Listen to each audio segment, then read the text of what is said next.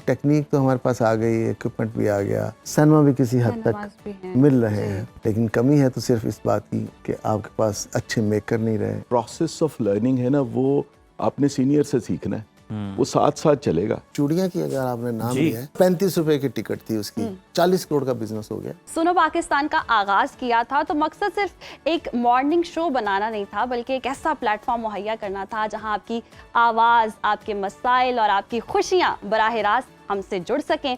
और आज हमें ये बताते हुए बहुत ज़्यादा फ़ख्र महसूस हो रहा है कि आपकी मोहब्बत, आपके भरोसे की बदौलत हमने 800 एपिसोड्स का संगे मील उबूर कर लिया है। और ये 800 दिन जिद्दोजहद, सच्चाई और खालिस सहाफ़त के दिन थे, जहां हमने हर सुबह आपको बाखबर रखने का अहद निभाया। और आज इस संगे मील पर हम सिर्फ अपनी कामयाबी का जश्न नहीं मना रहे हैं नाज़रीन, बल्कि पाकिस्तान के इस फ़न और सकाफ़त का तज़िया भी कर रहे हैं, जिसकी हमने इन 801 में हमेशा तर्जुमानी की है। बिल्कुल सही आपने कहा महम। और इस यादगार तकरीब को चार चांद लगाने के लिए हमारे साथ पाकिस्तान की शोबिस इंडस्ट्री का वो सतून मौजूद है जिन्होंने चूड़ियाँ और मुझसे शादी करोगी जैसी लातादाद ब्लॉकबस्टर्स फिल्में दी हैं। सीनियर फिल्म डायरेक्टर सैयद नूर साहब और उनके साथ साथ तालीमी हवाले से फिल्म और डिज़ाइन की दुनिया का मोतबर नाम university college of art and design के प्रोफेसर डॉक्टर अहमद बिलाल महबूब साहब भी हमारे साथ मौजूद हैं। और साथ ही साथ मौसीकी की दुनिया के रोशन चिराग शुजात अली खान भी हमारे साथ इस सेलिब्रेशन का हिस्सा है। तो हम लॉलीवुड के दोबारा अरूज का रास्ता भी तलाश करने की कोशिश करेंगे उनके साथ गुफ्तगू में, और ये भी जानेंगे कि OTT जो प्लेटफॉर्म्स हैं पाकिस्तानी सिनेमा को कैसे मुतासर कर रहे हैं, और हमारी जो नई नस्ल है वो सिर्फ क्या टेक्नोलॉजी में भी आगे है या फिर विजन में भी है। तो चलिए इस ग्रैंड सेलिब्रेशन और अपनी डिस्कशन का बाकायदा आगाज़ कर लेते हैं। तो सबसे पहले आप सारे मेहमानों को खुश आमदीद कहते हैं सुनो पाकिस्तान में, मोस्ट वेलकम। सैयद नूर साहब, आपने अगर हम देखें तो इंडस्ट्री का अरूज भी देखा है, जवाल भी देखा है, कठिन वक्त भी देखा है, और अल्लाह ना करे कि ये जवाल जो थोड़ी देर का था ये कुछ ज़्यादा चले, दोबारा अरूज का हम देखें। तो ये लॉलीवुड के जो गोल्डन इरा का दौर है वो कौन सा ऐसा अंसर है जो आपको लगता है कि करोड़ों रुपए की जो बजट वाली फिल्मों में भी नहीं मिलता? सच पैशन की कमी है। जो भी काम किया जा रहा है वो पैशन के साथ नहीं किया जा रहा, जिसको कहते हैं ना जी, नज़रअंदाज कर दी हर चीज़ उन्होंने, चाहे वो परफॉर्मेंस है, चाहे वो स्क्रीन प्ले है, चाहे वो सब्जेक्ट की सिलेक्शन है, चाहे एक्टिंग है, वो सभी फैशन की बजाय फैशन हो गया। अच्छा, अगर आप एक्टर्स को लेते हैं तो एक्टर्स के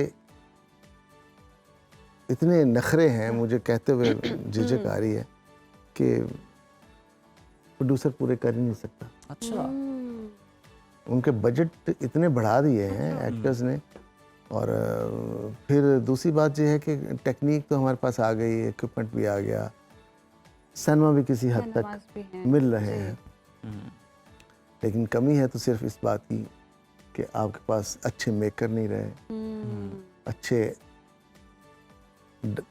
एक्टर भी कह लें नहीं रहे। एक ज़माना था जब एक्टर 10 बजे सेट पे होता था,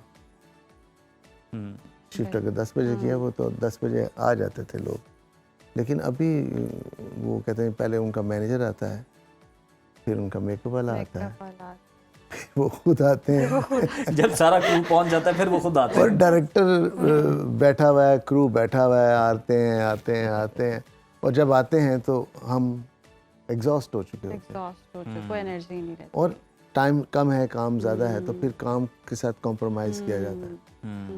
तो ये रीजंस है। बिल्कुल सर, तभी हम फिर शिकवा भी कर रहे होते हैं कि जी उस तरह से हमें प्रोजेक्ट्स अच्छे नहीं मिल रहे, जब हम उस तरह पैशन ही नहीं कर रहे, फैशन बना दिए। मैं बताऊं आपको, एक्टर कौन होता है ये कहने वाला कि जी स्क्रिप्ट मुझे पसंद आएगा तो मैं करूँगा। अरे जो डायरेक्टर, जो प्रोड्यूसर आपको ले रहा है तो उसको मालूम है कि आप सूट करते हैं, आप इस कैरेक्टर में फिट बैठते हैं।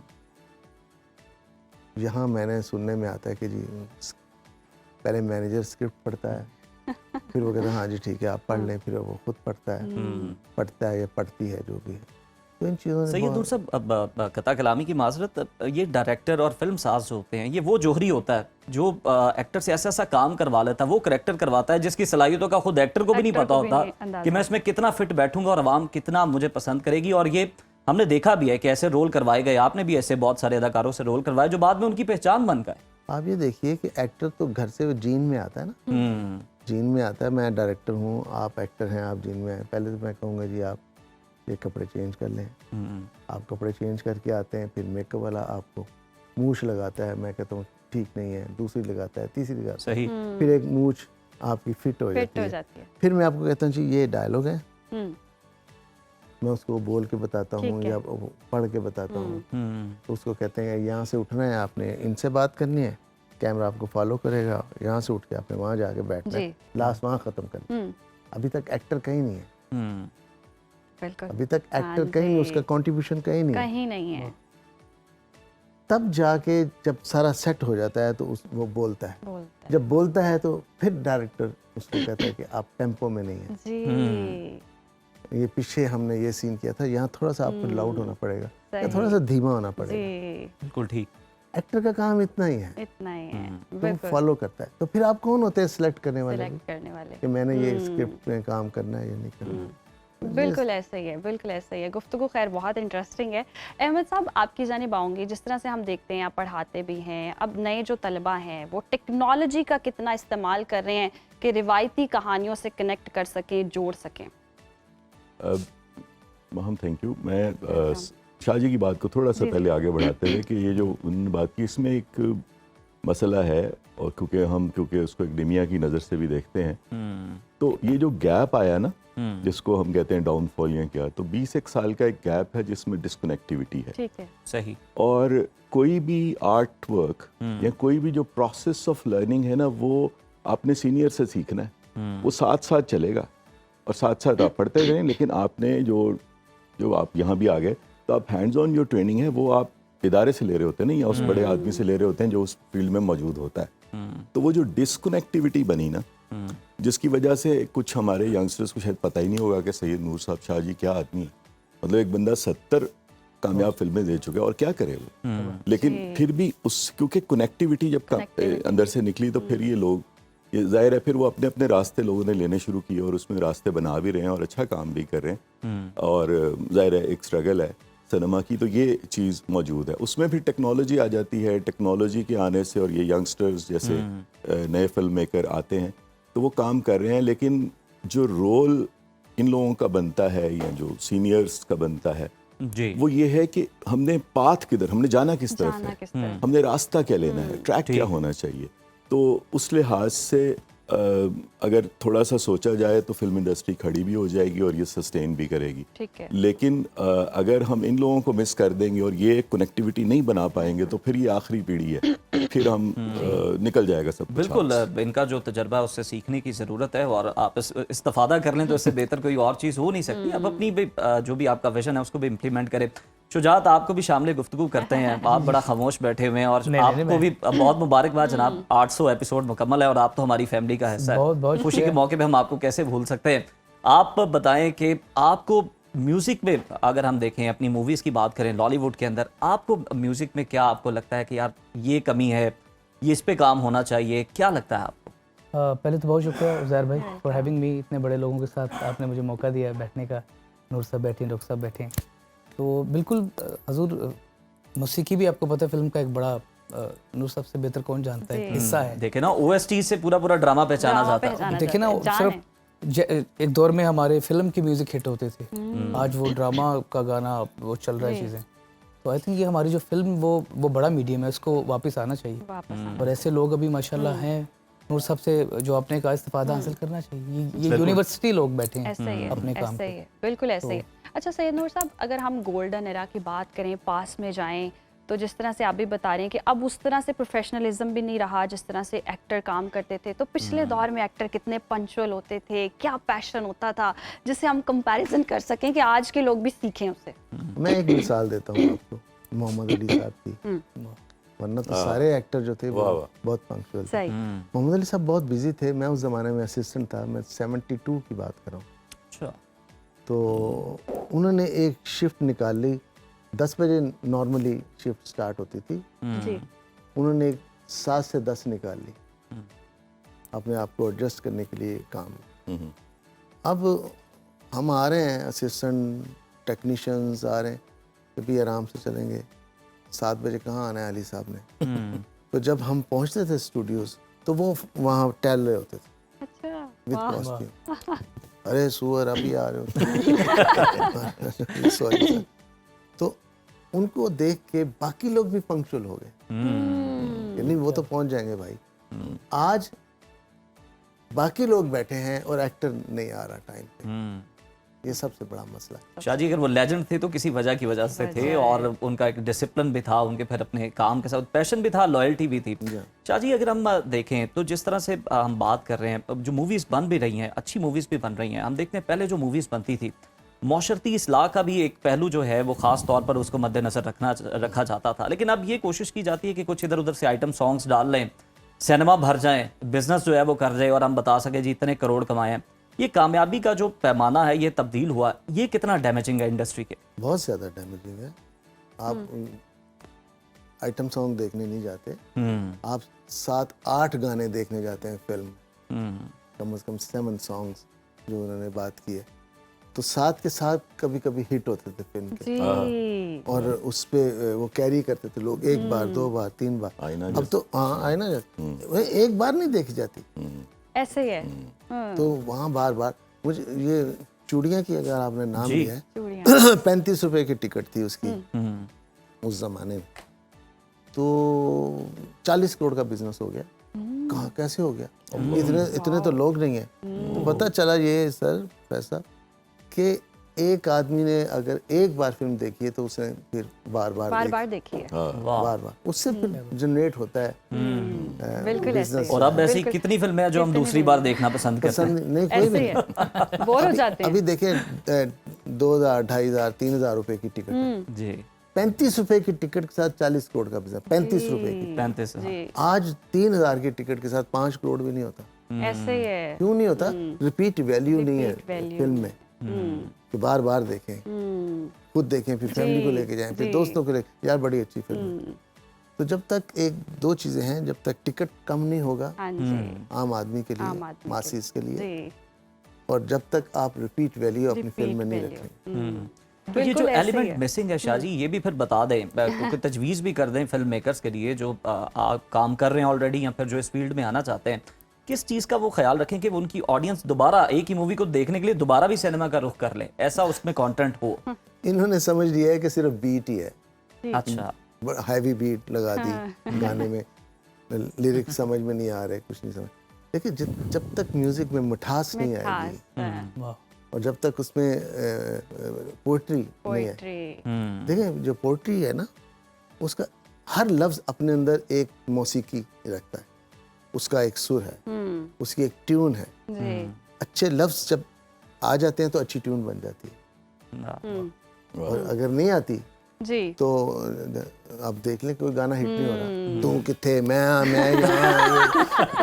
बिल्कुल ऐसे ही है, बिल्कुल ऐसे ही। ठाई हो रही होती है, नहीं कर पा रहे होते हैं, ट्यून है ही नहीं। और अच्छी शायरी हो तो लगता है कि वो शायरी रक्स कर रही है, मतलब कोई गाने के ऊपर कोई डांस है या नहीं, लेकिन लगता है शायरी रक्स कर रही है, अल्फाज रक्स कर रही है। ट्यून जो है वो अच्छे लफ्जों के साथ, शायर भी नहीं है आपके पास, तुकबंदी है सारी। हाँ जी, बिल्कुल ऐसे ही है। बिल्कुल, बहुत आपने ज़बरदस्त पॉइंट्स उठाए हैं, और वाकई अगर हम आज चूड़ियाँ का डिस्कशन कर रहे हैं तो अब मेरा दिल करेगा मैं जाऊंगी और मैं देखूंगी दोबारा, और हम बार बार आपके लिए चूड़ियाँ 2 बना रहा हूँ। वाह जबरदस्त। ये तो आपने हमारे प्लेटफॉर्म पे एक बड़ी ब्रेकिंग न्यूज़ दे दी है, और मैंने शुरू कर दी है। अच्छा, जबरदस्त चूड़ियाँ 2 हम बना रहे हैं, क्योंकि आप जैसे लोगों ने, आपकी एज के लोगों ने चूड़ियाँ नहीं देखी हुई है। सर मैंने तो देखी, मैंने देख ली। अच्छा, कोई बंदा ऐसा नहीं है जो मुझे ये नहीं कहता। वो शुजात साहब ने भी देखी हुई है। हम दोबारा मैंने 6 दफा देखी है, मुझे क्या ऐसे ही है, पेरेंट्स के साथ बैठ ये आपको किस तरह शादी हुआ कि लोगों ने नहीं तो देखी? अब मुझे ये बताएं कि अब जो दूसरी बार जो बनाऊंगा देखें। वो हम पहली बार जब, अब हम दोबारा जाकर पहली वाली देखेंगे, फिर रिलेट करके दोबारा कनेक्ट करके दूसरी भी देखेंगे, तो ये तो बहुत जबरदस्त। हमें तो इंतजार है, बस ये बता दें कि कब तक आ सकती है। वैसे अभी तो शुरू हुई है, 5-6 महीने लगेंगे। बिल्कुल भाई, कामयाबी चूड़ियाँ समेटे चूड़ियाँ पार्ट 2 भी जो आ रहा है, अब नई मूवी आ रही है, ये तो हमारे लिए बड़ी एक्सक्लूसिव एक खबर भी हो गई। अच्छा अहमद साहब, आपकी जानिब आएंगे, जिस तरह से हम देखते हैं सोशल मीडिया का दौर है, यूट्यूब का दौर है, हर बंदा एक कंटेंट क्रिएटर है, हर बंदा एक फिल्म मेकर है, व्लॉगिंग का दौर चल रहा है, तो कितना टफ कंपटीशन हो चुका है कि एक डिग्री लेकर एक फिल्म मेकर आता है मार्केट में, लेकिन अब कोई कंटेंट की उस तरह से वैल्यू नहीं रह गई।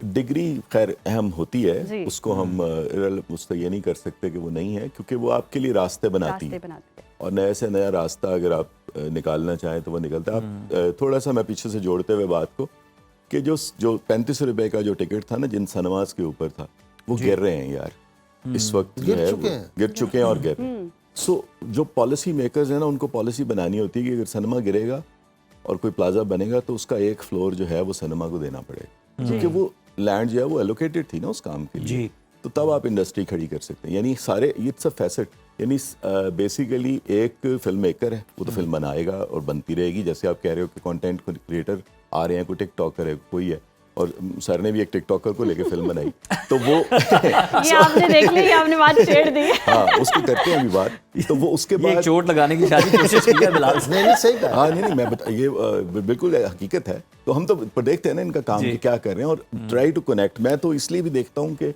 जो हमारी यंगर लॉट है उसको हम कनेक्ट कर सकें इन लोगों के साथ, बिकॉज कहीं से मिसिंग है वो जो एक डोर है।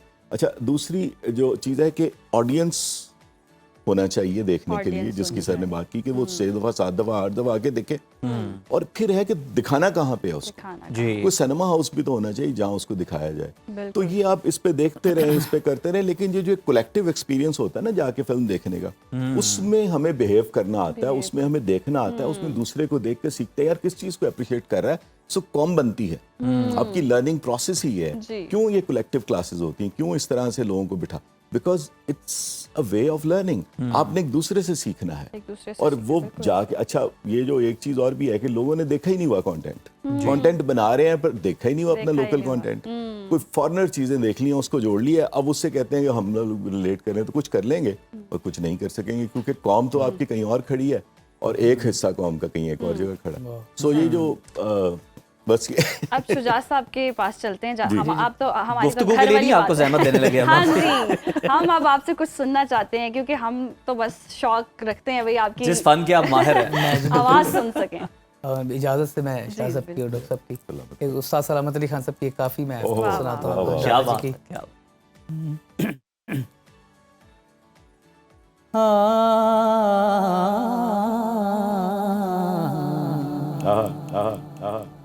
हर वेले तांगा यार दिया ते मैं बैठी का गुडना फाला पावा मैं ता कासद भेजा मैं ता थी गई हाल बीमारा सोना यार बाजो हुण जीवन कूड़े मिंडे अंदर दर्द हजारा